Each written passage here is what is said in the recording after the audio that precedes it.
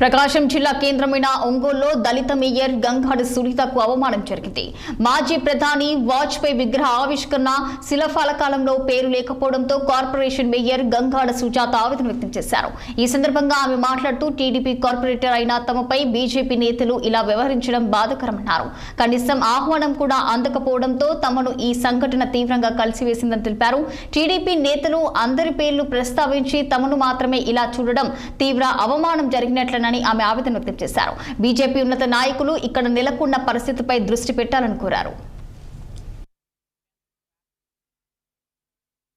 ఇవాళ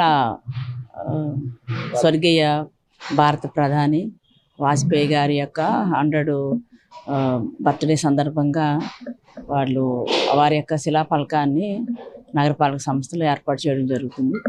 అయితే మరి నా దృష్టికి అయితే రాలేదు. నన్ను చాలా వరకు దళిత సంఘాలు కానీ మీడియా మిత్రులు కానీ చాలామంది మీ పేరు వేయలేదు అని చెప్పేంత వరకు రాత్రి వరకు కూడా నాకైతే తెలియదు.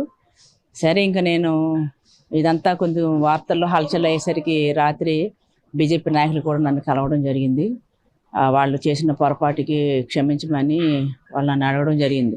ఎందుకంటే ఇది జనరల్గా నగరపాలక సంస్థ యొక్క పర్మిషన్ తీసుకోవాలి. అలాగనే దీనికి విగ్రహాలను ఏదైనా పెట్టేటప్పుడు వాడి యొక్క పర్మిషన్ కూడా కలెక్టర్ గారి ద్వారా కూడా పర్మిషన్ తీసుకోవాలి.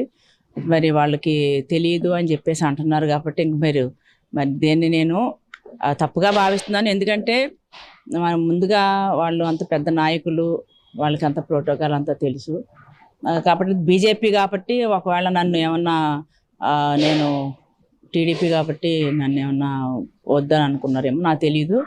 కాకపోతే వాళ్ళ ప్రోగ్రామ్ కోసమని నా పేరు అంటే నేను టీడీపీ నాయకురాలని చెప్పి తీసేసారేమో నాకైతే తెలియదు. కానీ ఇది మీడియా మిత్రులందరూ ఇది తప్పు.